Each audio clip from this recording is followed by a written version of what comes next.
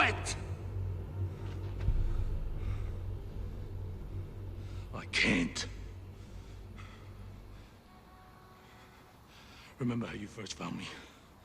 Sitting in that bloody bog, scared out of my mind? You taught me how to live, Connor. You taught me why we live. Have you forgotten all of that? No. Our bonds are all that hold us in this world. Don't break this one.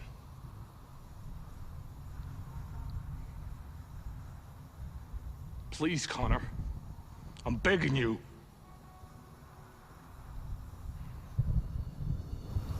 It's too late.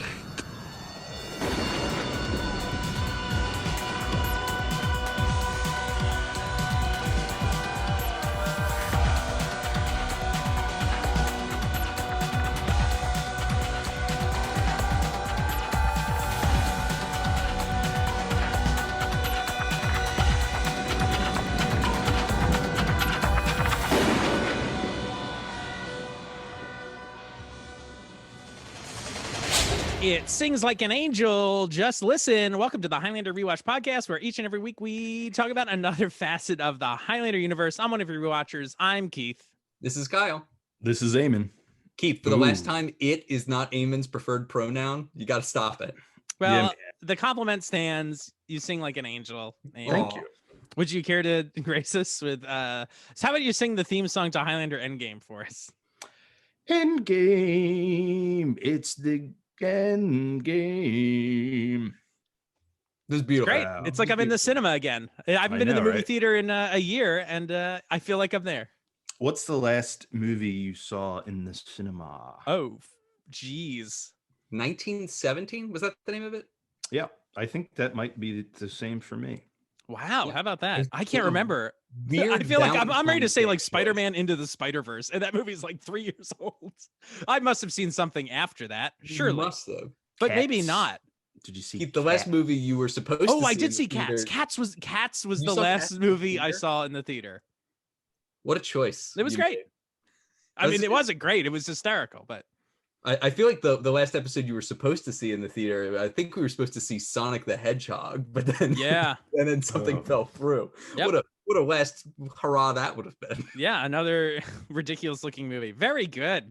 Well, here we are. Welcome to episode 8 of our Endgame coverage. We've Already managed to talking about Sonic spend, the I don't Hedgehog. know, 10 hours talking about an hour and a half movie so far, but it's not over yet, which is, I guess, great. Yeah. And we had, I'm sure by now everyone has heard our 35th anniversary video with some of our friends. If you haven't, you should go check it out. Right? Yeah, the contest is now over.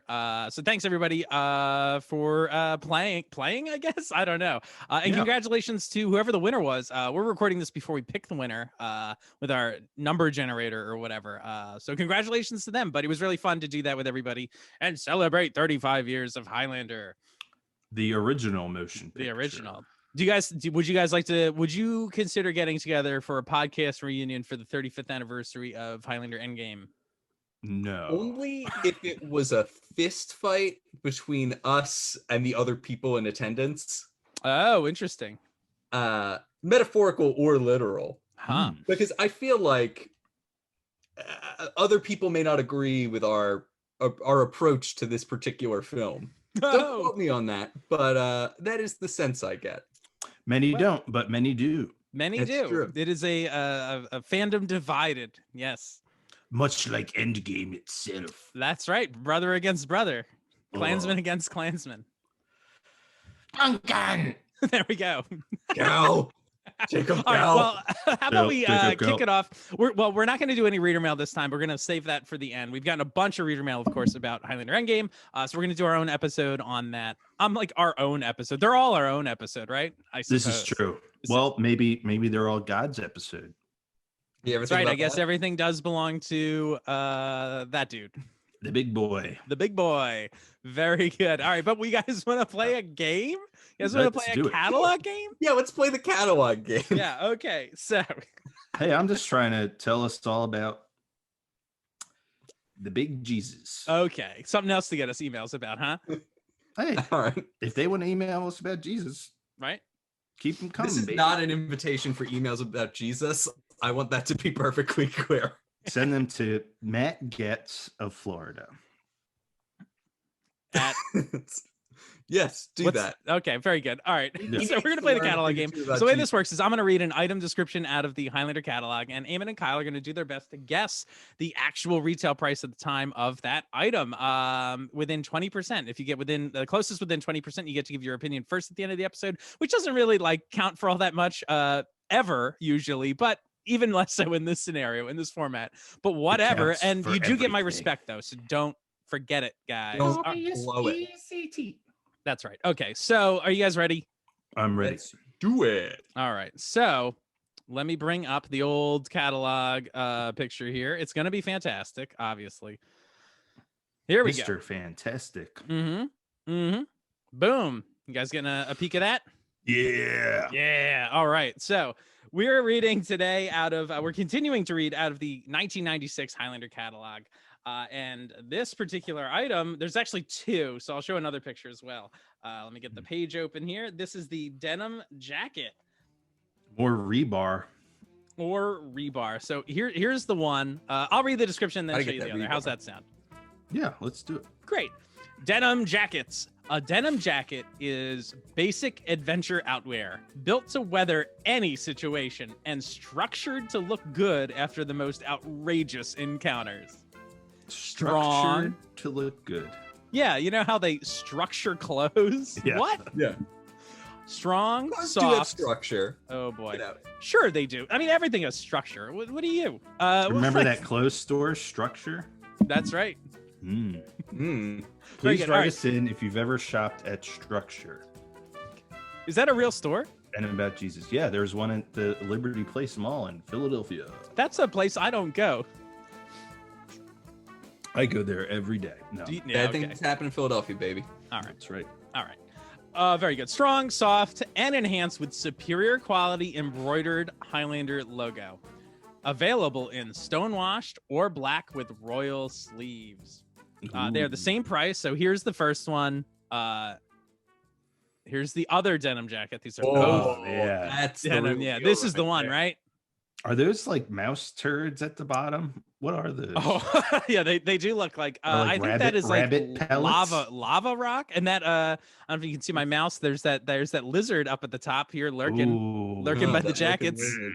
And there's I some feel like- rebar here on the upper left hand corner Give me some of that acid wash. I feel like and a net. this progression here needs to be like the Magneto meme that goes around, like, show me the real.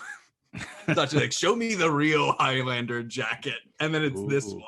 It's perfection. It is perfection. there can be only one. Yeah, this is the true. If you want the Highlander Canadian tuxedo, this is like the truest form of Highlander cosplay right here. It is. You could be like Mac, You could be like Mac. Be like Hey. Mac. the star of Highlander and Game. Yeah. And in this one here, like the net has gotten all the rocks. Mission accomplished. Rocks captured. Nice. Very Is good. that All right. like a burlap net. Yeah, that's it. Eamon, why don't you kick us off? How much do you think item So- J301 costs? Ooh. So are both these J3s the same price? Is that what you're They are telling both me? the same Yes. price. Is that what you're trying to tell me? It is what I'm trying to tell you. It's actually what I'm telling you. It's Is that what he you're actually telling already me? told you. Is that what you're telling me? These are both the same price? Kyle, how much do you think the Highlander denim jacket costs? I'm gonna guess that these are $59.99. Ooh. $59.99. Okay. 60 clams for these bad boys. All right. Amen. How much is item J03 or J302? I'll say $49.99. $49.99. Wow. Not Okay. that wide a Both spread. both of you lose. I regret to say this actually costs $90. What? Right? And no $89.99. What a surprise. Just $90. $90. Today this jacket would cost $150. Same amount as my original Pokemon. Yeah. How much denim do you think's in this jacket? Like if you converted the jacket to pants, do you think you're getting one jacket out of it or one pair of pants? Two pairs of pants? 1.5 pants, Yeah. probably. Wow. I don't know. I don't know enough about clothing machining to know what makes a jacket cost more than a pair of jeans, but maybe it's embroidery. I don't know. Or the buttons, button work pockets. Write us in. Write us in. about Tell us Jesus. all about this. What was the other one I wanted people to write in about? Structure. Jesus? Structure and Jesus. Jeans. So good. Great. Hey, structure and Jesus. Jesus was a carpenter. He made structure. No one's It all going to argue comes full there. circle. It's true. Very good. All right. Well, before we hop into this episode, how about we do a quick recap of what has happened so far, like lightning round, as fast as we can. Kyle, kick us off. T to B, top to bottom, go. All right. Duncan McCloud meets up with Connor McCloud. They have a nonsensical conversation, at which point Connor goes to the antique store. It blows up. Rachel is dead, killed by a guy with cross shoes. Flashback. We find out that Connor McCloud was blamed for a plague. Some goons come, get his mother. Connor goes to rescue them. She gets burned to death. Turns out Jacob Kell is the one responsible for this. He kills Jacob Kell and Jacob Kell's father. This sets off a 400-year vengeance quest involving something called the Sanctuary, where Connor is put in a weird like sex dungeon in a minor outfit. And then Kell comes, kills everybody except for Connor, lets him go. Duncan thinks Connor is dead, gets jumped by Kell's goons when he goes to investigate after visiting Mythos, who does nothing to advance the plot. Then they find out about the Sanctuary. Duncan is captured, put into the Sanctuary. He's rescued by Joe and Mythos, who maybe kill a bunch of people to make this happen. Duncan bullies them into driving them to a random cemetery after they explain immortal power levels to him, at which point Jacob Kell discovers Connor McCloud, who's just lurking around his own grave like Huckleberry Finn or some shit. And then they fight on holy ground for some reason. Connor gets housed. Duncan meets up with his old wife, Kate, who he murdered to make immortal against Connor's better judgment, or maybe acting on Connor's judgment. Not really clear. They get back together again. Jacob Kell's a total sex pervert. He tells us that live spells backwards is evil. And here we are. Wow. Yeah, I guess so. Was that lightning Good enough job. for you? That was great. I bet people wish our podcast series was that long. That's it. I didn't do a lot of breathing on that one, so I may have lost oxygen to my brain. Wow. Kyle, is that a bowling pin behind your head? Yes. There it is. Look at That's that. a bowling pin I received. In fact, Keith, your very signature appears on it. It does? Yes, because that was from my 30th birthday I don't remember signing it. at Pep Bowl in beautiful Philadelphia. Wow. Ooh. I didn't know you got like a trophy, a They pin were very trophy. kind. It's a used bowling pin, Well, sure. and you and a host of others signed it, Huh. and it is now a treasured item that lives behind me. Looks great. I Nice. love it. All right. Jesus rolls. And if I were Also, immortal, I would use it as my weapon of choice. very good. And as promised, it's been a minute since we played a Lisa B song. So this is going to be the third and final Lisa B song. Because she had her big scenes, I guess, in the last episode we did with the marriage. Like there was a lot of Lisa B screen time, and of course, there's a lot of Lisa B screen time in that steamy scene, right?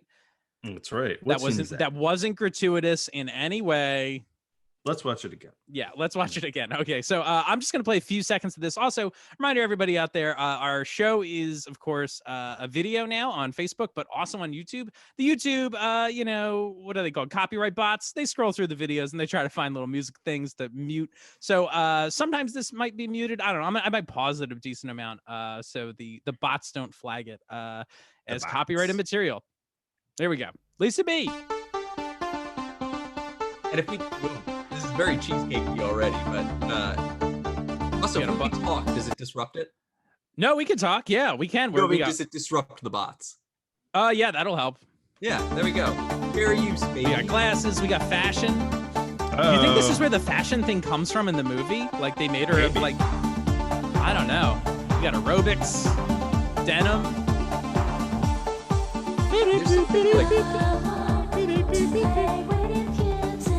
Very sparse. I want to play with you tonight. This is like a Levi's ad. Oh, wow. You are right. This is like a Levi's ad.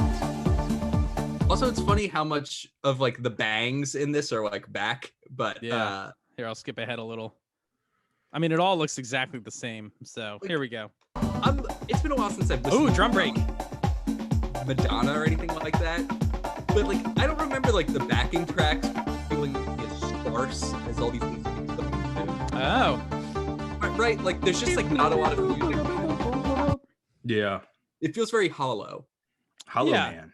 There we go. So that's some more Lisa B dancing in the club, right? It's fine. This makes me want to play DDR or something, I guess. Or She something. does seem a very DDR artist. Yeah. I think it's that synth sound, right? The artists. That's Darius. Okay. So are you ready to hop in? We'll see how many scenes we get through, everybody. Yeah. In our Highlander Endgame coverage today. So we You now say as though you don't know the answer. I do know. I know exactly how many episodes are left. It's all mapped out. So suck it, everybody. The end game. This was semi-intentional. Yep. All right. So we're now in Kell's like hideout place, right? And so there's like bells tolling. It's very dramatic. And Jin K and Faith are there. And he says like, oh, like men can only mend their ways after they make a mistake. Correct. And it would seem that he's talking about, I guess, Duncan, because like I guess he knows that like Faith and Duncan had a beef, and he's like, yo, girl, like, check it out. Like he messed up, but that's how you learn. And so now he's cool, right? I guess. I don't know. They have this weird heart to heart. Or is he talking about them, that they have made a mistake and they need to mend their ways? I don't really know. I wasn't 100% sure. Yeah. Weird. Also, neither of these characters have interacted in the entire movie, correct?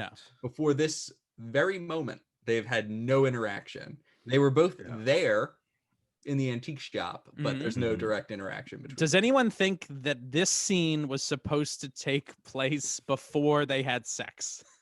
Ooh, maybe. That seems maybe would make more sense. Like that it's like, hey, like maybe he just made a mistake.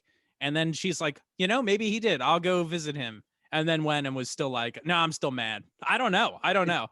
It's also confusing because there's more to this scene than just that exchange. Sure. Tell us more. Well, they're also, Kell is, or Jin K is also like, you know, we might not be useful to this guy for much longer. Right. Like he's planting the seeds that like Kell is gonna turn on them. Right.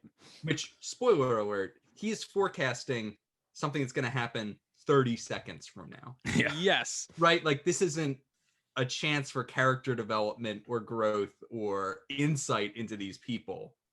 It's literally just like, here's what I'm going to show you, now I'm showing you. Right. It's odd.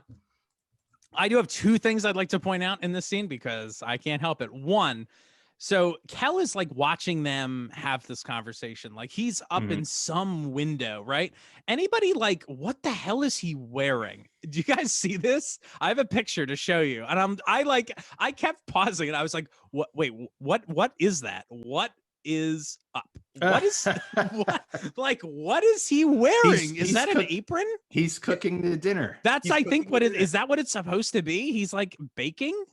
I don't know what that is. Honestly, that was my interpretation.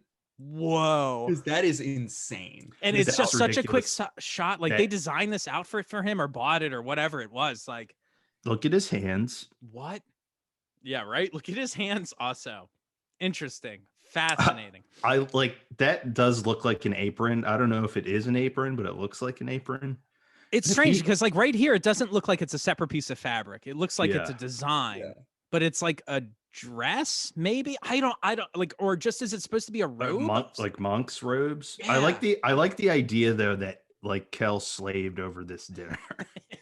I like that too. That's really funny, especially when we see what they end up eating, because I have pictures of that later. Okay, so there's that. I'm glad you do. Oh, of course I do. Something about that image of Kell encapsulates like the whole messed up problem with who this character is. Even like his little like hand thing and like he's like monk robe look. Like he has this air to him, like he's still supposed to be this priest. But then he also does all this like insane pervy like Kurgan level stuff. Yeah. Yeah. And I It's think like also oh sorry, go ahead. It was like it almost feels like they designed like this holy man character and then somebody was like, yeah, you gotta Kurgan him up a little bit.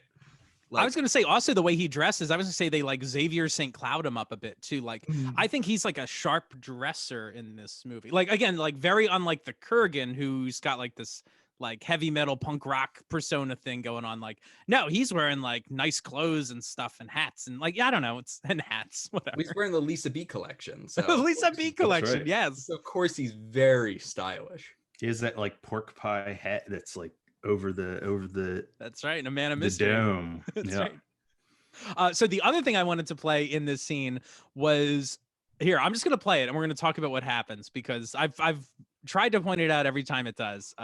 Which involves like, does Kell have magic powers? I think yes. Sure. Ooh. So she looks up to see Kell with his apron, and then she's still looking up. So we know where her eye line is, and then the eye line goes back, and he's gone. We don't see him walk away, but she is still like looking, and I'm just like, what? So I don't know if people remember. Surely no human could have walked away. Well, if he did, why is she just staring? But this is, I think, the third time this has happened. So the very first time we saw this was when they first visit the sanctuary. Remember, and there was like that weird day for night scene, and Kell just shows up out of nowhere, and he like goes behind a pillar, but then when the camera pulls around the pillar, he's gone, and it's like, whoa, like maybe he's just super slick or something else is going on. And then we played that cut scene from the rough cut or whatever. That rough cut one, that's clearly teleportation. Like that is clearly a thing. I think so, and I think maybe the producers put these shots in there thinking like, oh well, like you said, Kyle, like surely no human could just walk out of the room. I agree. Yeah. But the way it's shot, though, tells a different story. Like, because she's still looking up there, and then they just cut back. Like, why cut back to an empty room? Like, for instance, Kyle, you said no human could just walk away. I agree. Why would Then you why film? just show the Why space again? show it? Like, I understand that people are in Well, one room and then oftentimes go to another room or go outside or get in a car or do any number of things. Wait. And movies don't What? need to show that every single time. I mean, I assume also all the characters have gone to the bathroom at some point, even though I haven't seen it. Like, No. but maybe don't say not. that. Don't say that. I don't. Okay, let's No, not think I about think- that. Don't say that. Keith, I think there's something to what you are saying. Like obviously in the cut that makes it to either the DVD or the theater, the big screen. I don't think that's supposed to be the case. But No. it does have the look of like an artifact. Yeah, I think this feels left over from something else. Like, I think he was supposed to have some sort of supernatural powers here. Well, and like strange. in a different movie, like she'd be distracted by something and look away real quick. Yes. And then she'd look back up and he'd be gone. Right, like Batman. Like Batman. Yeah. Yes. No one thinks Batman disappears when, like, literally disappears like a magic trick when Detective Gordon looks away, and then he's gone. Detective Gordon. I'm sorry, Commissioner. Thank you, Keith. I'm not that far in the story. He's still a detective. He's still a detective, yeah. That's fair. That's fair. right. You're on Batman Begins still. Yep, that's right. Do you remember when just a real quick aside, do you remember Sure. when you were a kid and we thought, or maybe you didn't think this, but I thought it, and like if a superhero had a cape, he could fly. Yes, I used to think that. Oh, yeah. I just think Like that's capes weird. meant flight. Yeah. Capes meant flight, huh? Capes meant flight. Very good. All right, so that's that scene, right? So it's pretty Riveting. unconsequential, right? Like, what do we get out of this scene? Well, we get the seeds that Jin K is not on board with this anymore. Right. That's Yeah. about it. And like Yeah. Or he just says that, like, is he not on board, or does he just think that they're not gonna be useful? Or like, yeah, like they'll be betrayed by yeah. he definitely Kelly. thinks they're going to be betrayed. Just Kelly Belly. the insanity at the heart of this is why is Jin K here in the first place? I know. Like that's the insane part. Like every other person either like Faith has a grudge or like is romantically involved with Kell. I guess that's why they're together. And the rest of these people seem like evil cartoon characters. Like Cracker Bob, I need no justification for why he's with Jacob Kell. Like, Anybody want a club sandwich? That's right. yeah, like his facial hair is a crime against humanity. Like obviously he is fine with Kell. Right. Yeah. But Jin K is like the only facts we know about him is that He's he's a man one, of a honor. badass, and two, an honorable man. So why is he with like the Dick Dastardly of preachers? Like there's no possible reason why this character should be there.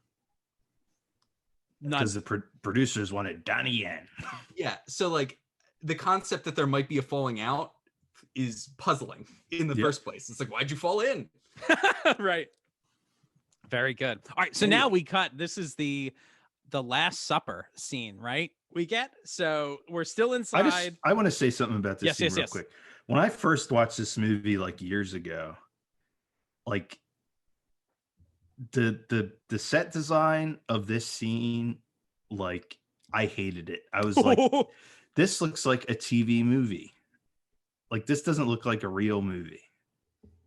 It's pretty bright. It's pretty. Yeah, it just really pissed me off. Like this scene's always stuck out in my head as like, I really don't like this scene. Not to jump ahead, but right. Well, it's also one of the least satisfying sscenes in the movie, in my opinion.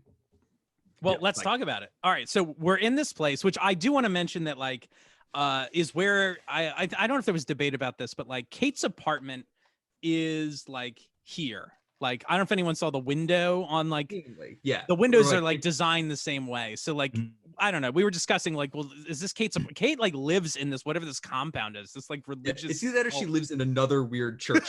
Right. So I'm gonna go ahead and say she's here. Sure. Okay. So they sit down for this feast, which I'll show everyone a picture of what they're going to eat because that's what I'm interested in. Right.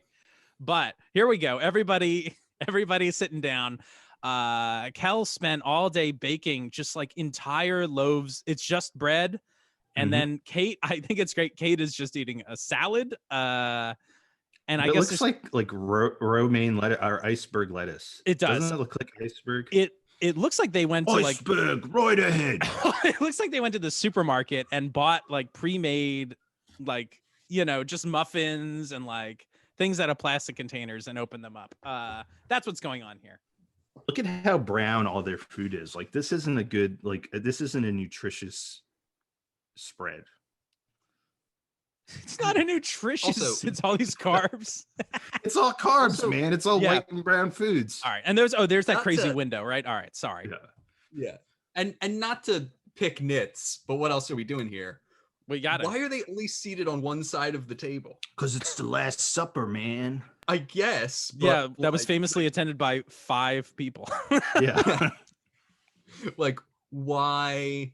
Clearly that's what it's supposed to be, but it's like a nonsensical placement. It's very weird.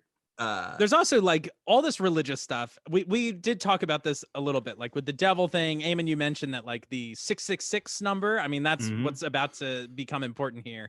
Like, but they've cut all this symbolism out of the movies seemingly, or I should say maybe some of the symbolism is still there, but there's no story elements driving it. And I'm just like, wait, The Last Supper, is this all religious? Huh? Like the religiosity of this character does not, I think, come through in this film.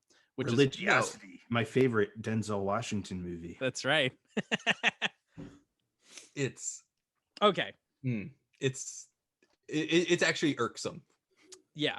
So in the alt cut or the rough cut, they actually go around the table and name everyone, which is very useful. This might be the only time we hear Cracker Bob's name uttered the entire time. Also, Cracker Bob has a C and a B like carved into his head, his hair in the back, which is incredible. Amazing.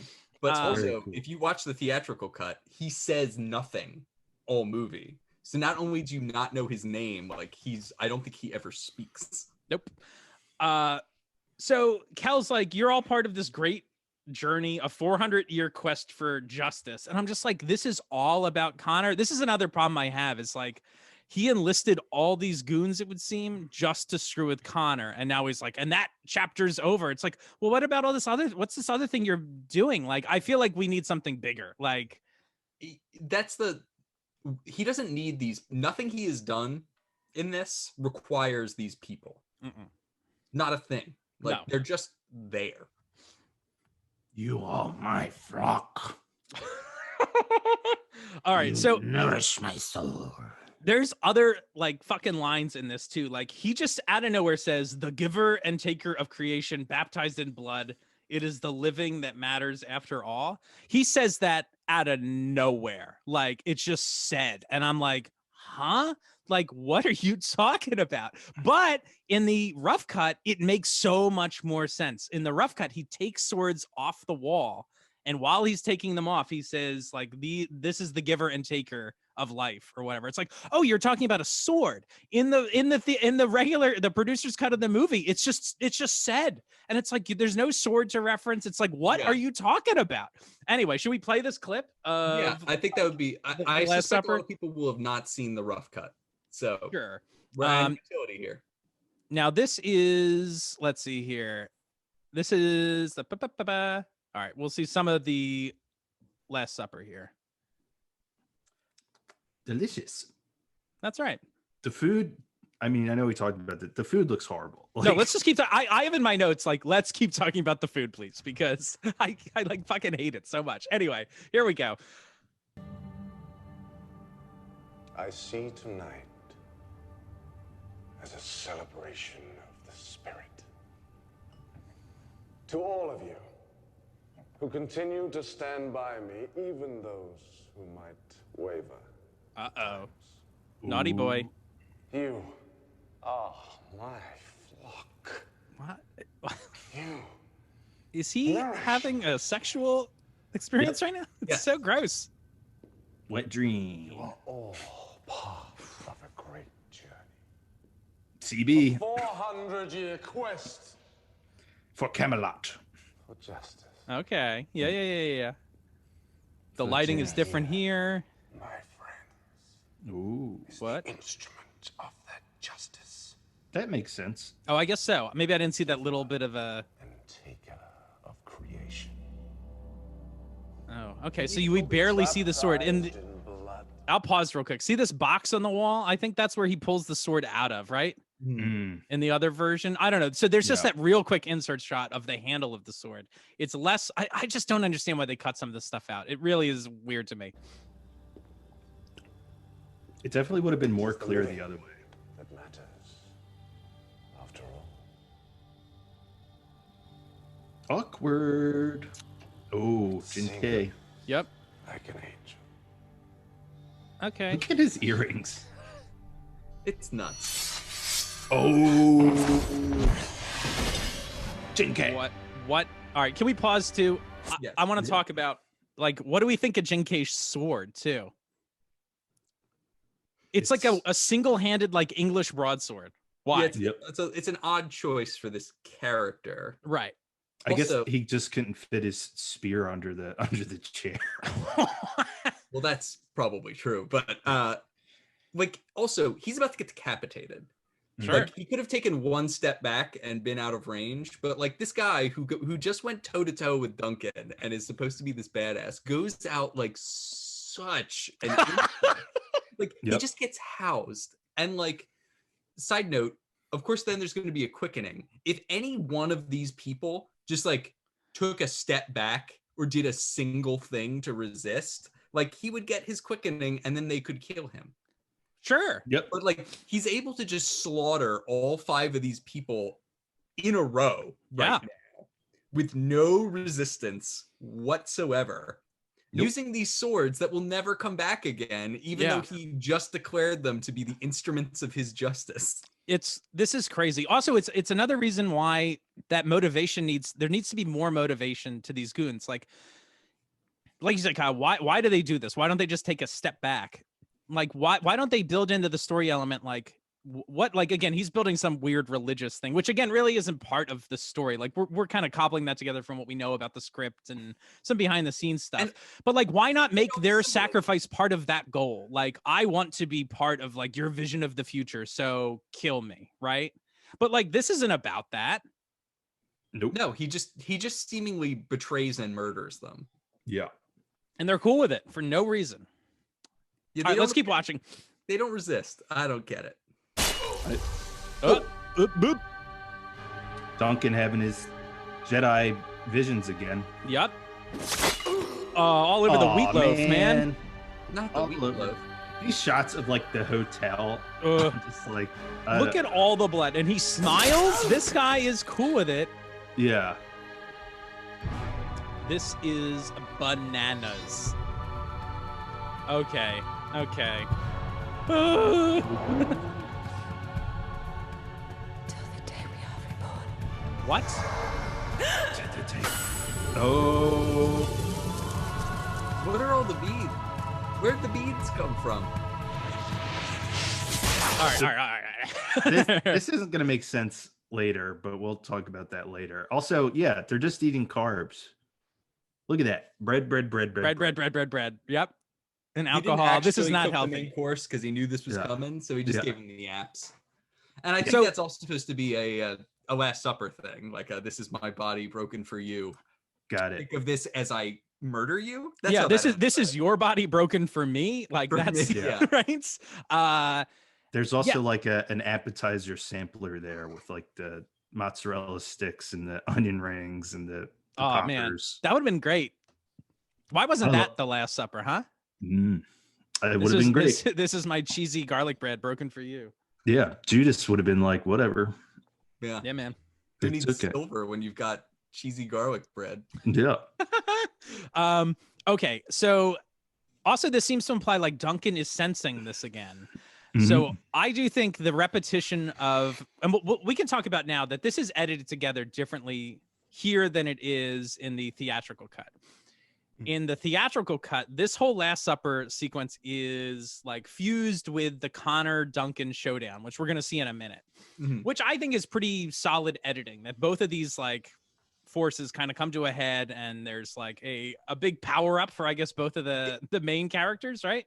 That is seemingly what it is, like a power. Yeah. Right. But Go I ahead. also introducing more questions of how that works, because Jin K is at least as strong as Duncan, right?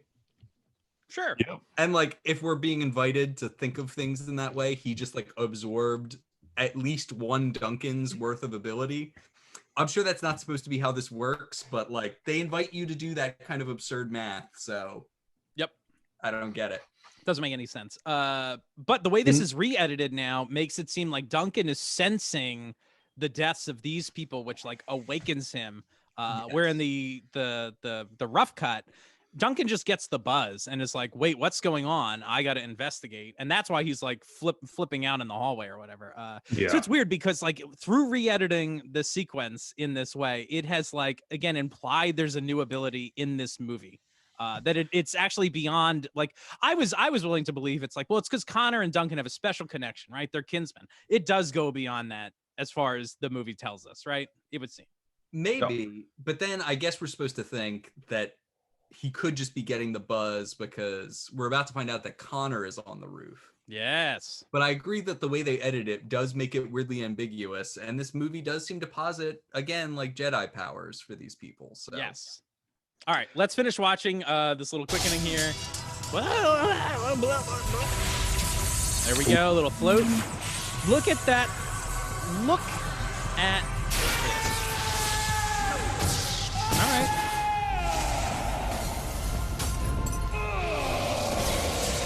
All that bread.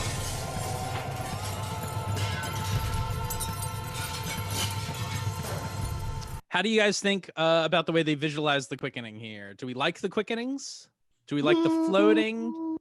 Floating's cool. Floating's cool. Okay. I like I the don't floating. love the floating. I Don't think they love the do floating. it. I think they do it to mirror the last quickening in the original film, where he has like the lightning suspenders and like does basically the same arm gesture. You know, you're right. Also, did anyone catch? It's a quick shot when he's getting the quickening, but here's a little freeze frame of like the look at what's happening in the corner over here. Like this dummy head is just like fucking here, right? And then like there's another one. Jin K is all the way. There he is. There he is. And like, what happened to this body? Like, did Kell also break his ankles? And like, like what the hell is happening? So that's great. There's another version of this. I'm gonna play it. Oh, okay. Is that what you were talking about, where Jin K takes his own head? Yep. Hey, here we go. Let's see it. All right, so yes, there's a different version of this, which I guess they wanted to play into the honor of Jin K, right? That he will not be killed by Jacob. He will take his own head. All right, and let's watch that, how that goes. I like this better. Interesting. Do you like the way it looks? No. Okay, which is why they didn't use it. I like the idea better. Yeah. Oh. I like those blood sit-downs. Yeah. Like, this is cooler so far. Yeah, it is cooler. Just like JK. additional shots. It's like tense. This is nuts. Whoa. Look at that. That is kind of amazing.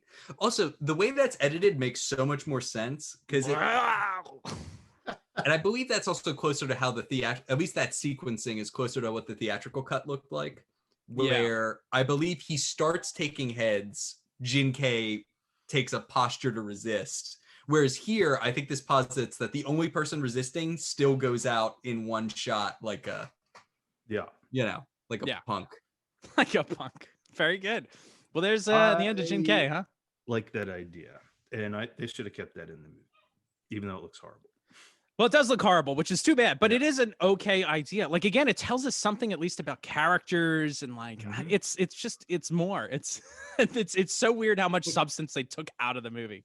Yeah. Like the only thing that the way the version they shot it, the only thing it tells us is that Jin-Kei's actually pretty shitty at this. Sure. Yeah. That like, oh, actually, no, like he's not very talented.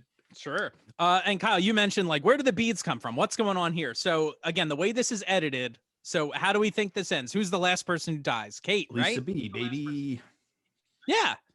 So, and I can't imagine in any way, like, what is he? Just cut her necklace off? That's nonsense. So he cuts her head off and all the beads fall to the ground. It would be implied, correct? Yes. For reasons. I think. Okay, great. For reasons. Will this be relevant later? Yes. Yeah. And finally, I know we're spending a lot of time on this here, but we've talked a lot about Cracker Bob. There is an entire Cracker Bob, and now that Cracker Bob's out of the movie, R.I.P. Do we want to talk about he has an entire extra scene? Maybe we should just play this because I'm sure a lot of people haven't seen this. Sure. Yeah. All right. Sure. Yeah. Sure. CB Radio. Cracker right. Bob Radio. Cracker Bob Radio. And the lucky winners. What? Gross. That's right. What is going on here? Look at these chains. Uh-oh. Off the chain. And what? Mac is smoking a cigar? Smoking a cigar. Have we ever seen him smoke a cigar? No. When exactly is this slotted in? I don't know. It's weird. I forget. But yeah, they use this footage here to play Bonnie Portmore. There's so much more stuff that makes sense here. Like, look at the budget that, like, how much money did they spend on this and they cut it? And they cut it all, right? Just money on the floor. Do whatever that was for some reason. Right. Also, the way he was just playing the harmonica, like, sounds like what it would sound like if I played the harmonica. Yeah, right. I guess it's all like the original sound, right? Yeah. It's so good. He's like that little clown on The Simpsons that plays for nickels. Yeah. This cigar smoking, I still can't get over that. Like, if there's one thing I know, it's that Duncan doesn't smoke cigars. Really, yeah. Yeah, it doesn't seem like the thing Mac would casually do, especially at like a weird club. All right, and so there's Cracker Bob with like a sword in his chest. That looks like. And why didn't he kill him? Shish kebab. Oh, shish kebab, and he winks. Is that Connor's sword? Yeah, it is Connor's sword. Oh, and the cross. And this is an interesting callback to this harmonica playing is fucking bananas in this. Yeah. That he's doing it during the scene. Like, whatever. All right. That's that. What do we think of that? I don't know. Well, first off, I don't understand why he doesn't take Cracker Bob's head, like, right? And I like the idea that's like, oh, you were sending your goons after me, like you're trying to mess with Connor, like I can do that to you, like I can take out one of your people, but he doesn't actually take him out. Yeah, this is really strange. I like kind of the mystery it adds too. I mean, like, this is like you said, Eamon, like, wait, is that Connor's sword? It's like, oh shit, like something is afoot here, right? Like, I don't know. Like that seems more interesting than just like Connor shows up. Like, Yep. Yeah. Yikes. And that was Cracker Bob's big scene, I said, where he has like one line and Duncan just looks at him. And I'm like, okay, like what? Whatever. And Duncan smokes a cigar. Sometimes a cigar is just a cigar. That's right. All right. Are we ready to hop to the next scene? Great. We're on a rooftop on top of the hotel or whatever, right? Kell, Jacob, Kell. So Mac originally, the way this is edited is it's supposed to be that Mac thinks he's like Jacob Kell has shown up at his hotel, right? And he's like, oh, where is he? Turns out, fake out, it's just Connor, right? Correct. So what happens? Connor's there and he wants to throw down with our guy. Mm-hmm. And Duncan will not have any part of this. No. So yeah, Connor insists that neither of them are strong enough to take on Jacob, right? Mm-hmm. Right. And they're also like, the thing I don't understand about this entire exchange is they're like, we have to follow the rules. We can't fight them together. And I don't understand why that's the case. Like Duncan literally just fought 6 immortals at once. Like right. 20 minutes ago. It's more than that now. Right. 5 episodes of our show ago, he fought these guys. Like this movie clearly posits that like the rules are not applying anymore. Right. And I don't understand why our heroes have like unilaterally disarmed about this without having a conversation about it. Yeah, they don't talk about like, well, we can break the rules, and Mac doesn't do like, well, that's not the honorable thing to do, and I've got a code of honor. And then it's like, oh, I guess I get it, right? But like they just ignore it. It's like, okay. Yeah, and also like even though Duncan is that character in some ways, like do you ever get the impression that Connor is that character? Like I guess he knows what Ramirez taught him. Yeah. But like, is there anything about Connor's character that makes you think like, I must only fight in a one-on-one duel? Right. Especially any other. Especially because in the script and what's in the rough cut shows when they fight in the cemetery, like Mac calls out, like they in the rough cut have that line like, hey, this is holy ground. And Connor's like, yup. And it's like, oh, like, I think we're supposed to like, it's implied that Connor knows he's about to break the rules too. And so as far as the Highlander Endgame universe goes, Connor's okay with breaking rules already. Yeah. And now doesn't. I mean, maybe like Connor thinks it doesn't make sense. I was about to say like, maybe he thinks he'll be a liability if they team up, but then like, if his power isn't good one way, why is it good the other way? You know what I mean? Like, he also, insofar as we're supposed to care about like power levels and quickening math, the current math is that Connor is considerably stronger than Duncan. Right. Mm-hmm. But Connor was beaten pretty badly by Jacob Kell. Right. Yeah. So I feel like the way this should, maybe I should save this for final thoughts and we'll sure. Yeah.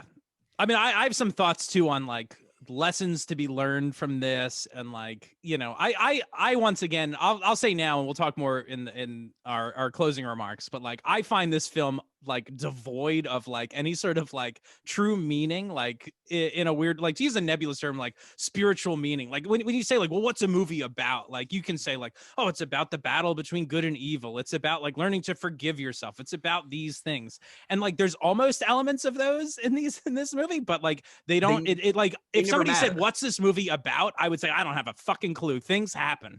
And that's what this movie's about. This movie's about a sequence of events with characters we know and maybe used to care about. Well, it's like this is a plot thread that like in the Highlander universe like never comes to fruition, where like, you know, it's the game, so eventually friend will turn against friend and like you'll have to make some tough choices. Yeah. The whole game conversation isn't really like handled in this movie very well, I don't think. It just kind of falls like flat or something. Until this scene when we're supposed to know it all. Right. Yeah.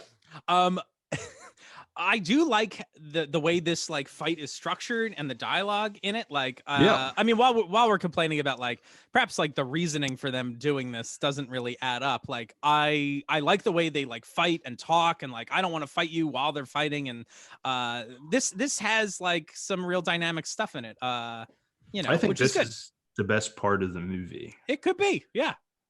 Yeah, personally, I think this is the best part, except for in the. So like when they film this, for some reason, there's a big JVC sign in the background. Oh boy. Which And they okay. Go on, Eamon. Go on. Tell us about it. In the like, I'm getting confused now about all the cuts. In like the producer's cut. It's objectively confusing. Yeah. In the producer's cut, they've decided to computer blur out the JVC sign. Yes. And to me, it is so distracting. Uh-huh. It's really weird. And it looks horrible. And I'm like, just leave it. Just leave the sign. It's less distracting as a big JVC sign. Like in Highlander 1, you had the Silver Cup sign. Yeah. I mean, it's a sign, whatever. It's a little weird, but this one I think is weird. This is weirder than the Silver Cup sign. Like this, I don't mind the Silver Cup sign. One, it's like kind of a landmark. Like it's recognizable as part of like the cityscape, right? Like the skyline, right? Also, it doesn't feel like an ad. Like I never felt like the Silver Cup thing was an ad for like Silver Cup Flour or Studios at that time. Yeah, I think it was still a movie studio by that point. But like this is an ad. This was on the producers, like the DVD release, on the commentary. There's like a weird blame game that happens on the commentary where they're like, yeah, who's responsible for this? And they're all like, somebody was. And like this wasn't like they didn't film on a roof that had this sign on it, because by the way, if they did, this is a set, right? Yeah. No, well, it's actually a roof. They installed the sign there. Because if this was an ad, guess where it would face? Probably out to the public, not to the people on the roof. Yeah. Like this was intentionally placed there by whoever. I really don't know. You know, who thought this would help pay some bills, or who they talked to that was like, let us do this, we'll let you use our building, or who knows what, like circumstances led to it. But it's really strange. And yeah, the blurring of it is distracting. Yeah. Don't like the blurring. No. Yeah. But like Connor's basically on the offensive in this fight. Right. And Duncan's like playing defense until he kind of doesn't have a choice. Yeah, which Connor is like attacking him with the hopes of getting him to attack back. Yeah. And I like the like I like when they do their stances, and the scene in the trailer where like the sword, like they kick the sword up. I love that beat so much, like where Duncan throws his sword down and then Connor like flicks it back up with his foot, and like there's this cool, like the music cuts out and it's like whap, and Duncan grabs it. It's awesome. What a cool movie moment. More of that stuff. Yeah. Let's get more good stuff. Yeah, you know what would make this movie better? Good stuff. Good stuff in this movie would make it more good. All right. So this all comes to a head, and then what happens? We get the special move, right? Yep. So is there? We've moved kind of quickly through this fight. Is there anything else we need to talk about? I'm not saying because I have anything special to say, but no, I mean, I think this. I think it's good. Eamon, you said this is the best scene in the movie. I think you're probably right. This feels like a cool sword fight. Like it doesn't feel like wishy-washy. I don't know. Like I know where I am. I know who the characters are. I at least know who these two characters are. Like from my experience watching them in these films and shows, right? Like, which I think helps a lot. Like because the other characters in this movie, I don't care about because they didn't spend any time developing their characters. It's pretty good. Okay, so they get all locked up. And the fight's cool. Like, there's some scenes where I think Christoph is a stunt double. But that's fine. For sure. I think that's often the case, but that's all right. Yeah, he's older. He is, and he also hasn't been doing this every day for years the way Duncan has. Right. I also think this looks. Oh, sorry. Good. I was just gonna say there is some cool like stunt work and sword play. Yes. It's cool. I think also they managed to, I was calling out in the Jin K and Duncan fight, which was filmed in two different locations. that like the color timing is all off, and like you can tell that these are done differently. Hell, even in the Last Supper scene, like there were shots of Kate, and I was like, the lighting is different than the lighting before. Like it's already messed up. This looks great. It was filmed in 2 different locations, both like either on a soundstage or just like all the close-ups were done at a different time. The footage looks good. Like and like there's nothing wrong with making movies this way. Like movies are made this way all the time. You do your big master shots in your location, then you schedule time later to your close-ups and all this stuff. Like, and most movies look great doing it. So it's good that this scene looks pretty good. It doesn't look like a mess. Yeah. All right. But I think I kind of, it had been a while since I had seen this movie, and I was just like, okay, then they do the special move and Mac beats him. But I was like, I do kind of wonder, like psychologically, what's going through most moviegoers' minds when they watch this, because like here Connor had taught Duncan this unstoppable move, and then he puts it on him, and it's like, oh, it's so confusing. Does Connor use it on Duncan, or does Duncan, or does Connor, I'll pull it up. Does Connor force Duncan to use it on him? It's confusing. It's a little confusing. All right, here, I can get it. All right, I'm like, I can get it. What am I talking about? Yeah. All right. Here, we'll start here. Just queuing up the old clip, guys. All right. Beep boop boop. Beep boop boop. That's right. All right. Beep boop boop. There he is. There he is. Shirt untucked, collar buttoned.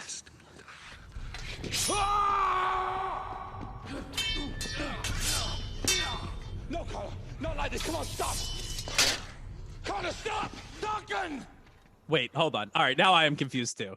Yeah. All right, so in the flashback, Connor's sword goes behind his own head, and now he is in control, right?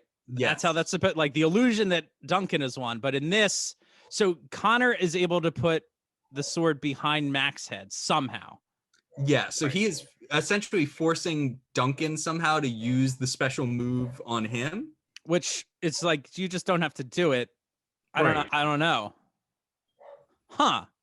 Okay. I think in my head I had misunderstood this, because I was like, or misremembered, like whose sword goes behind whose head. And I was thinking, it's like, oh, the audience must think like Duncan's about to die in this scene. Like Connor's got him now.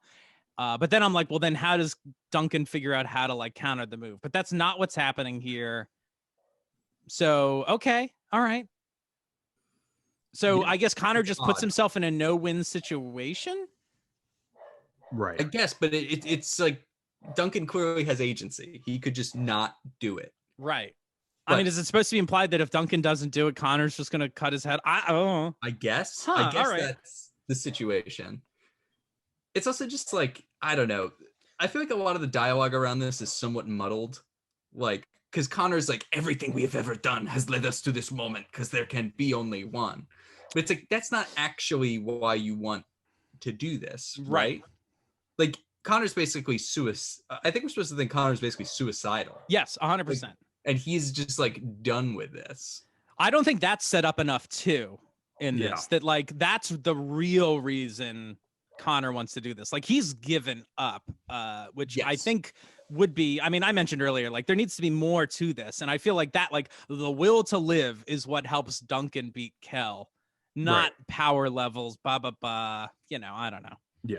It'd be nice if they even hung a lantern on that. Maybe they set up the whole power level thing. And at the end, it's like, you know what? The power level thing doesn't matter. Guess what? Because it's like the indomitable human spirit, right? I don't know. Yeah. Who gives a shit? But Duncan is just a badass with like a better reason to win. Yeah. You know. Watch it back. All right. Well, before we move on, we've got to watch The Quickening, right? Because that is like, of everything that happens, like, I don't know, as great as this fight looks, this Quickening is a little dicey maybe. And we'll get to see like the sign and all this weird stuff, right? All right, let's watch this Quickening. Quickening.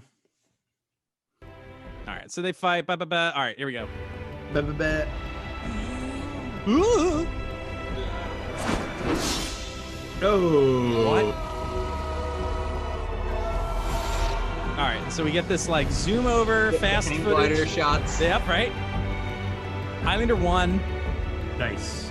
I mean, I like that. I don't understand that with the weird like digital effect it has. Watch your back.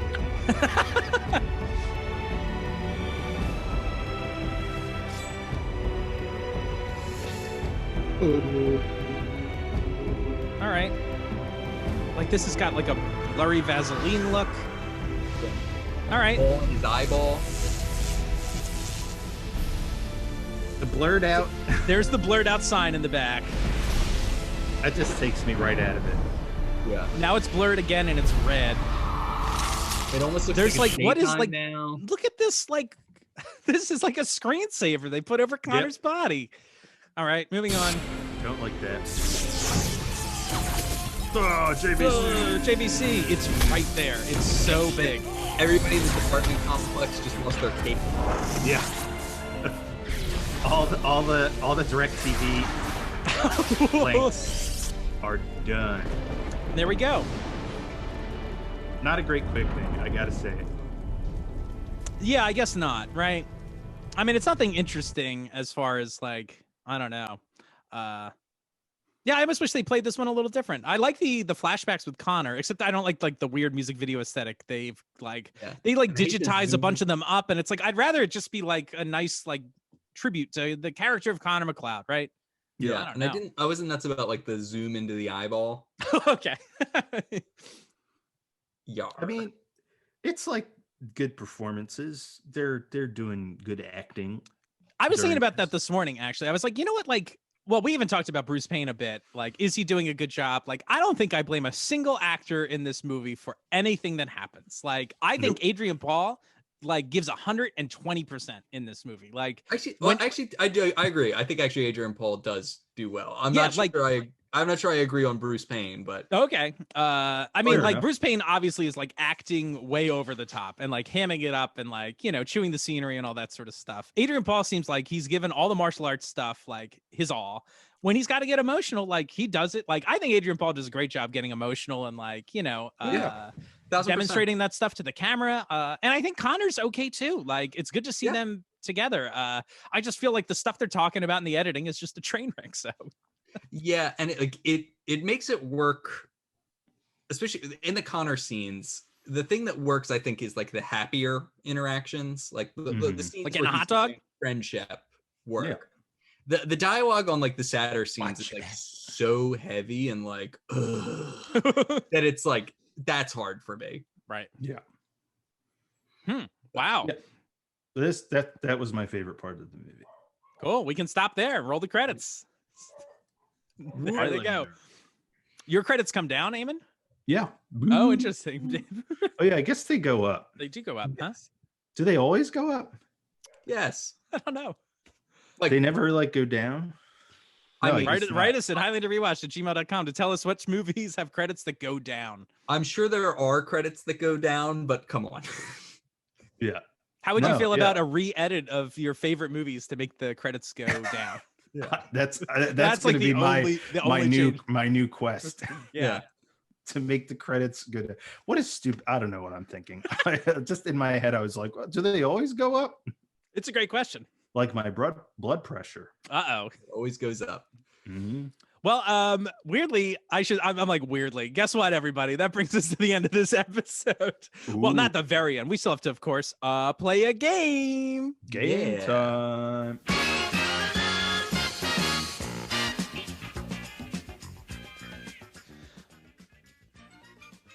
me get it all fucking fuck. There we go. Delete that. Open that. Great.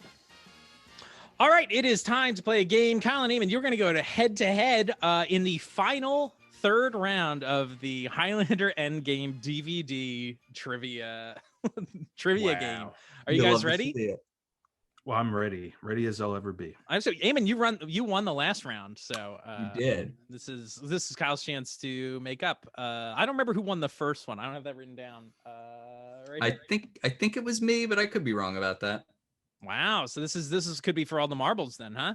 Yeah, Eamon, I have a good feeling that this is your time. Your time to shine. Okay. So the way this This is going to is work is outro. I am going to read you the question. You cannot buzz in until the question has been read, and you must buzz in with your name. These are the rules. If you don't buzz in with your name, you will not be chosen. And you get 2 points per question, right? If you get it wrong, the other person can steal for 1 point. Is that okay? Everyone understands the rules? Got it. Great. We're good. There we go. I can't wait. Boom. How many confirmed immortal kills does Connor have? Kyle, Kyle. 350. That is wrong. It is 262. Oh, Amen. Would you like to steal? Nope. Sorry. Nope. Whoops. Too late. Yikes. Well, this is going swimmingly. Very good. No points to Very good. I get a point because I got it right. Keith gets a point. That's right. Next. That's a hard question. Sure. Why doesn't Duncan use the Clan MacLeod sword? Why doesn't Duncan MacLeod use the Clan MacLeod sword? Amen. Amen. Hideo Koto gave him a katana. That is correct for 2 That is points. also not correct. Yeah. That Wait. is definitively wrong.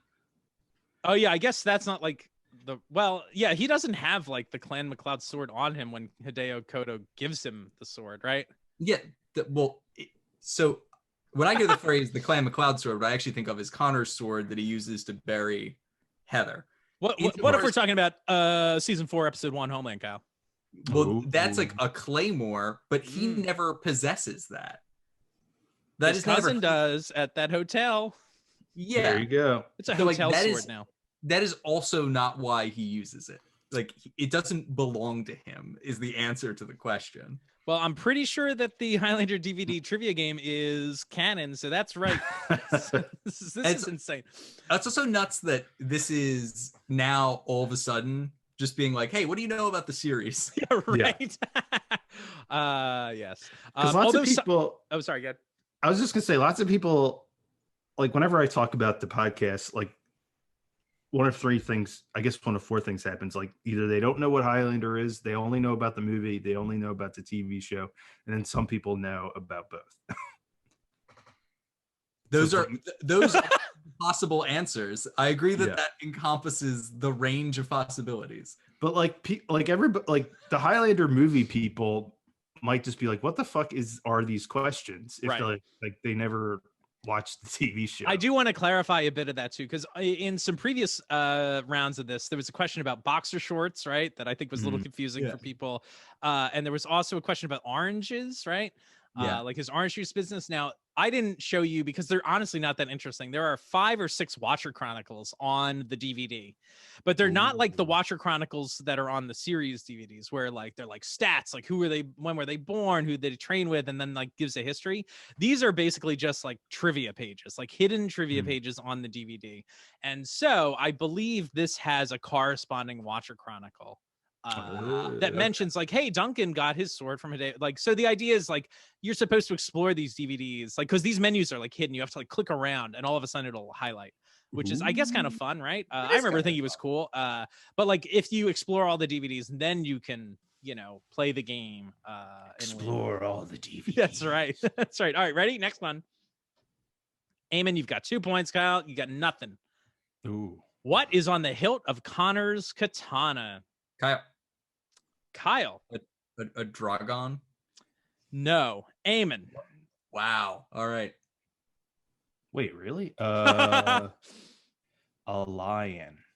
That is correct. Now, Wow. I understand the confusion about this because I've even called it a dragon. And I think it is a different sort of like mythical creature, right? Like the lion that's on the hilt of this sword is not like a lion that's in a zoo or like on the Sahara. Like it's the lion that's on an animal cracker. Right. This is a mythical sort of like, Japanese or Chinese dragon or something like that, right? Yeah. Or lion, right? You're Falcor, who's like a dog. Yes. Falcor, right? Put him on a sword, right? Okay. Eamon, you got 4 points. Kyle, you're doing terrible. I think he only has 3 points. I have 3 points. Whoops. Kyle, I don't want to hear another word questioning the scoring, or I'll just start giving points away. Here we go. Next. What year does Connor return to Glenfinnan to save his mother? Amen. Amen. 1512. No. Okay. Kyle. Kyle, Yes. 1555. You are correct for 1 Yeah. point. All right, 1-3. All right, we're going to move this along. Who volunteered to double for Duncan's flip over Kell in the final fight scene? We haven't gotten to this part in the movie. Amen. No. Amen. Don Payanessa. That is correct for 2 points. Whoa. For 2 points? What? Yeah, you remember the part of the rules where if you get the question right, you get 2 points, and if you steal it, you get 1? No, I don't remember that. What are you talking about? Then You Eamon's- literally corrected me a second ago and said, no, I only get 1. You only give Eamon 1 point for that. What are you fucking talking about? No, you just said the number of questions he got right incorrect. Well, that's because I gave him 2 points for the 1 or whatever. Fair enough. Oh my God. Rewind the tape. Here we go. Next. Which sword did Duncan lose in a poker game? What? Kyle, the first one. You are correct. It is the Colic Mard, which we've read out of the Highlander catalog a few times. That's the one that's got like a design that was found later, like in a some manuscripts, right? Like it's a French blade, I believe. Yeah. And they were like, oh, this is a specially designed sword. Blah, blah, blah, blah, blah. Here we go. What is this from? Where is this bit of trivia derived? It's probably somewhere in the DVDs. Yeah, Sorry. like this is not a thing you could know. Who joined Connor at the bar in the deleted scene from the first Highlander movie? Hey, Kyle? It is Castigear. That is correct for 2 points. Are you okay with 2 points? Do you want one Not for that? Sheila. Not Yeah, Sheila. No, Sheila. Sheila did not join Connor in a bar. Next. What is Connor's mother's name? Amen. Amen. B. B is correct. Ho. All right, Kaolin. Next. What does Jin K use to fight outside the sanctuary? Kyle. Kyle. He uses his biker helmet, baby. That's right. I mean, Wow. like, what an insane question. That what does he use to fight? Like, he throws it once. Like, Yeah. what? Like, I don't know. You'll love to see it. Yeah. What is the last thing Duncan says to Connor? Kyle. Kyle. I love you, Connor. It is. B is correct. I love you, Connor. Do we not talk about the bro love that he says I love you, Connor? No, we didn't. Let's talk about it right now and interrupt the game. Go. That's sweet. I don't know. It's just it's sweet that he says I love you. It is It sweet. is. No, it's a I good like it. moment. Very It's one of those moments that, like, I feel like we as fans probably bring a lot to the scene because we're like, oh man, I've seen every fucking Highlander movie, like, honestly, for over 10 years. Like, Connor McLeod's like a dude that's like been in my life for 10 years. And then same thing with Duncan. And we know their relationship from the show, even though it's like only in one episode, but it's mentioned. And like, you feel like the specter of Connor exists through all of Highlander. Does The this movie do specter. a good job of, like, cementing a good friendship? No, which Watch is a your back. bummer. You got the edge scene, baby. That's true. I just feel like anyone who came into this movie like new to Highlander would not be a big moment. It wouldn't feel like earned, really, I think. But I don't know. No. That's just me. All right. Next. Where does Jin K say that honor lies? Kyle. Kyle. In the man. It is in the man. In the man. All right, let's do a little score recap. Kyle, you have 11 points. Eamon, you have 7. Get the shit together. Oh shit. Next. How many times does the phone ring before the explosion in the antique store? What the hell? Amen. Eamon. 5. No. Oh, Kyle. Kyle. 3. No. 7.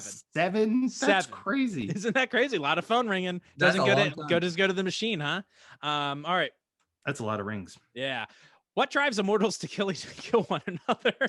Kyle. Kyle. There can be only one. No. What? Eamon? C, the quickening. It is C, the quickening. The other option for those of you who can't see this is A, they hate each other. Like, I guess that does sort of track with what Connor says, but that's really like a I don't know. Chicken and egg thing. Yeah, this is a weird one the way it's phrased. I don't like this. I don't like this one. No, Yeah. is it surprising that the trivia game on the Highlander 4 DVD maybe has the same quality as the movie? Yeah. It's dubious. It's a dubious. Fucking terrible. All right, next. What I does wonder Kell who wrote this. Oh, good question. What does Kell show Duncan during their final fight? Kyle. Lock it. That is correct. Oh. His PP was not an answer. His PP, unfortunately, is not an answer. It should have been great. Okay. I mean, look at this picture. It looks like it's what he's about to do right here. Yeah. Let me show you this. So, Let me all right. whip this out. Yep. How many confirmed kills does Dawson say that Kell has? Eamon. Eamon. 661. Hell yeah. Shit. Kell, yeah. Hell yeah. Oh. All right. Now, sadly, this the score is 13-10. So, you've already lost, Eamon. I apologize. But this is for your pride, I suppose. All right. Last one. Which WWF star plays one of the highwaymen in the movie? Kyle. Eamon. Adam Edge Copeland. Adam Edge Copeland. All right. The 12-13. Is the Crusher a wrestler? I don't know. And how about it's WWF, not WWE at this point? When did that switch over happen? I guess that was right around this time. It must have been, huh? The history. It definitely would have been after this. But yeah. I'm looking the Crusher. I imagine this movie if it was Stone Cold Steve Austin in that scene. Yeah. That would be very good. He just smashes beer cans on his head and then they still could have had like little puns, like when he's got that big rock, he's like, oh, that looks like a big stone or whatever. I mean, I don't know. Are you cold? They threaten to cut off his dick anyway and say you've lost your stone. Cold. Yeah. Yeah. Wow. All right. Well, congratulations, Kyle, for winning this round and presumably the first round. So you've won all of the games and you've won the prize, just like the DVD says you did, just like in this movie where the prize is won or whatever.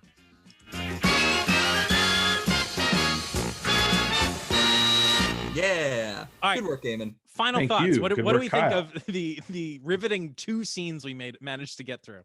Plus a bunch of extra shit. We talked about deleted stuff and we gave the deets, man. That's if you've right. only seen one of these cuts, you got the extra doo-doo. That's right, extra doo-doo.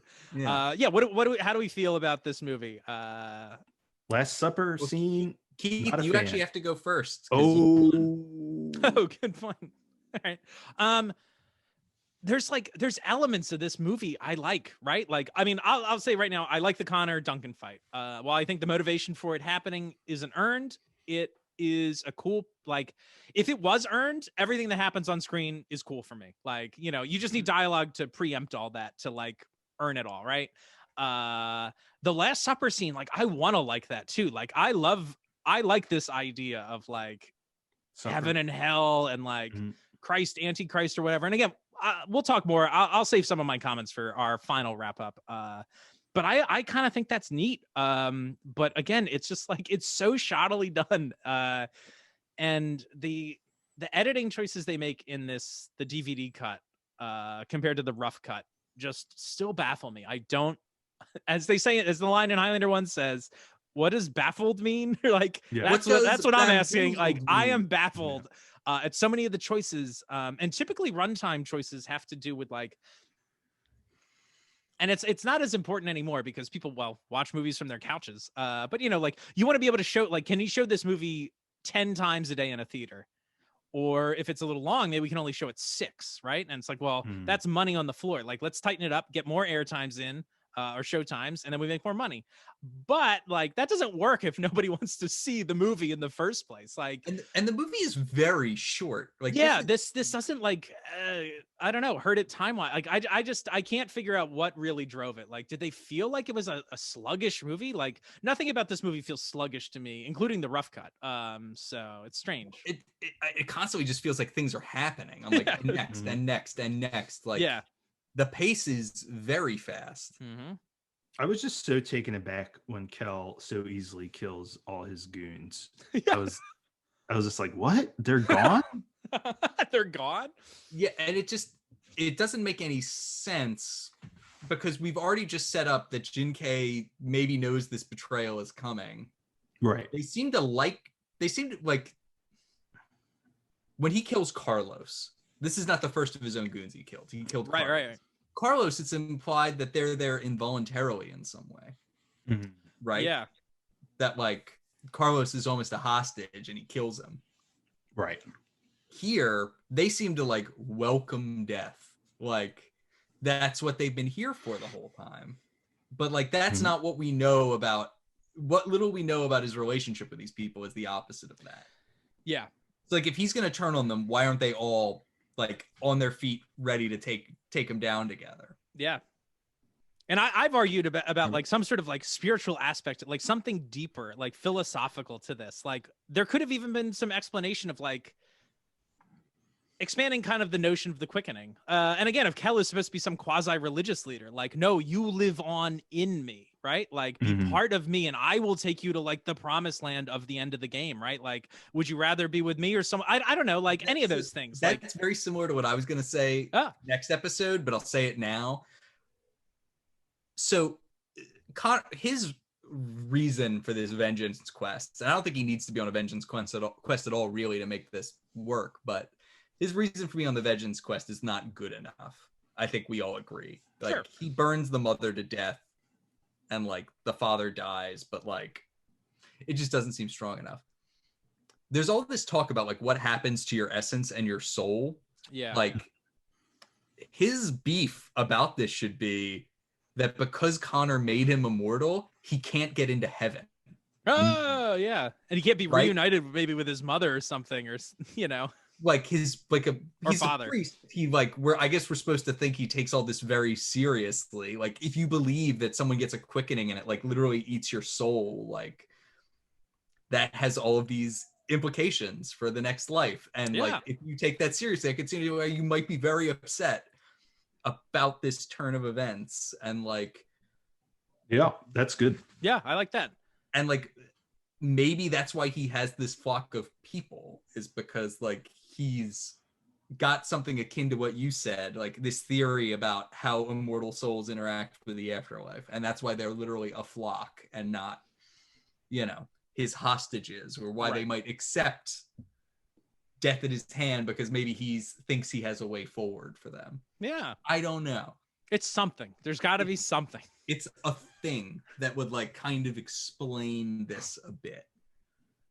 And it just doesn't work. And it just looks like he does everything he does, it kind of just seems like, well, he's like a psycho, so. Yeah, he's a psycho. Yeah. Yeah, like, oh, he's a kooky bad guy, so never know what he's gonna do. Am I right? Oh, I'm gonna splatter blood all over the baked goods I made. Baked goods, right? Man, It's a dipping sauce, baby. It's a dipping sauce. That's good. So I'm blown away, by the way. Like watching this again and following that through line of him disappearing is something that like kind of blew my mind. I was like, there is something here. Like they filmed this shit in a particular way to tell us something, and it's strange. But Doctor Strange, Endgame. that's Doctor Strange, Endgame. Yeah. We're in the Endgame now. Hey. Very good. Eamon, do you have any final thoughts or anything? Nope.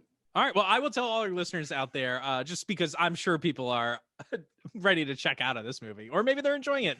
Who knows? But we've probably got 2 episodes left. So our next episode is going to cover, of course, the climactic final battle and denouement of the movie. And we'll be giving, of course, like a pretty, I think, robust final thought on Robusto. the whole movie and like how we conceive of the whole thing and what we, you know, think, and final ratings and all that sort of stuff. And then we'll have kind of a bonus episode after that where we're going to be reading your emails. And I know a lot of people have brought up some really interesting stuff. Some people, of course, disagreed with our takes on this.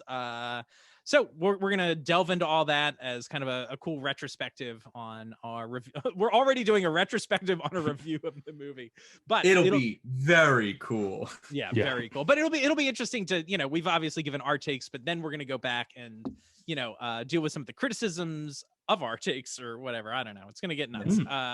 So I can't wait. And then after that, we're on to bigger and better things. bigger and better things. I don't know if they're bigger or Are better. we? But Yeah. I don't know. I don't know. But they're We'll things. But see. there will be Yeah. more podcasts and more Highlander. So thanks everybody again for joining us this week, and we'll see you next week with a new episode. We've been your Rewatchers. I'm Keith. This is Kyle. This is Eamon. Bye. Bye.